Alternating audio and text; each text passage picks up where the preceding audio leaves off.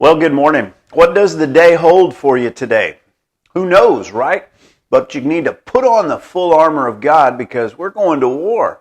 Every day as a believer, we encounter a spiritual war. And I'm reading what the warrior King David had to say about starting his day. In Psalm 108, verse 1, he says, "O God, my heart is fixed. I will sing and give praise even with my glory." My heart is fixed, he said.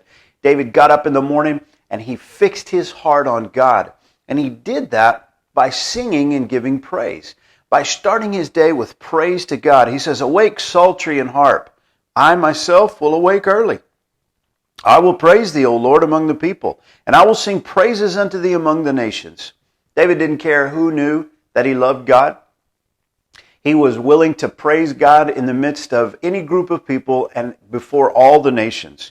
He says, "For thy mercy is great above the heavens, and thy truth reacheth unto the clouds." Mercy and truth, these are things that are to be found in relationship with God. They're hard to find among men. He says, "Be thou exalted, O God, above the heavens, and thy glory above all the earth, that thy beloved may be delivered. Save with thy right hand, and answer me." David knew that if he was going to have victory in the battles that he was facing, it was going to be because God delivered him, because God saved him. He's not going to have this victory because he's so smart or so strong or so mighty in battle. And so he goes on and says, "God hath spoken in his holiness, I will rejoice. I will divide Shechem and mete out the valley of Succoth." He's talking now about what he's going to do as king. He's going to divide Shechem and measure out the valley of Succoth. He says, "Gilead is mine, Manasseh is mine, Ephraim also is the strength of mine head. Judah is my lawgiver." This is the land of Israel, and he's talking about how much area he's got, how many allies he's got. Then he goes on and he says, "Moab is my washpot." He said, "The Moabites, they're my washpot. I'm gonna use them to wash my feet with." He says, "Over Edom will I cast out my shoe." When I get done today and I take my shoes off, he says, "I'm gonna dump out whatever's in the bottom of my shoe over Edom." And he says, "And over Philistia will I triumph." He's talking about his enemies. He's talking about those that he's going to have to deal with. Verse 10, he says, "Who will bring me into the strong city? Who will lead me into Edom? Wilt not thou, O God? Who has cast us off?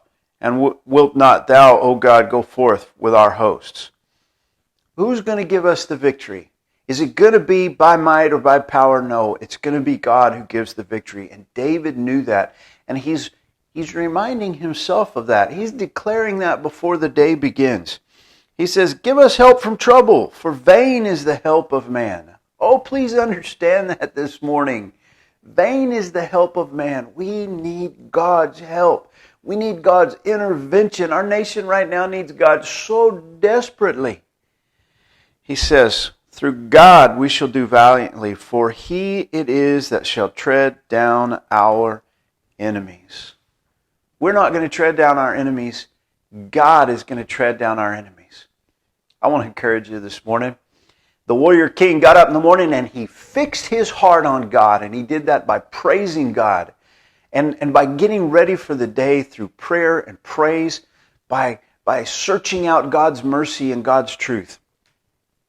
Listen, of all the help that you and I should ever need, ultimately, the help of man is vain. Now, that doesn't mean that God doesn't use people. He does, of course, and he brings help to us through people.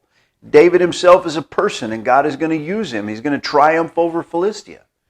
But he knows that he's not going to do it in his own power and his own strength, with his own ingenuity, his own integrity, his own righteousness. It's all going to come from God. And I just want to encourage you this morning, that's the way to start your day. Seek out God's mercy and truth and praise him, and get ready for the battle that lies ahead. God bless you.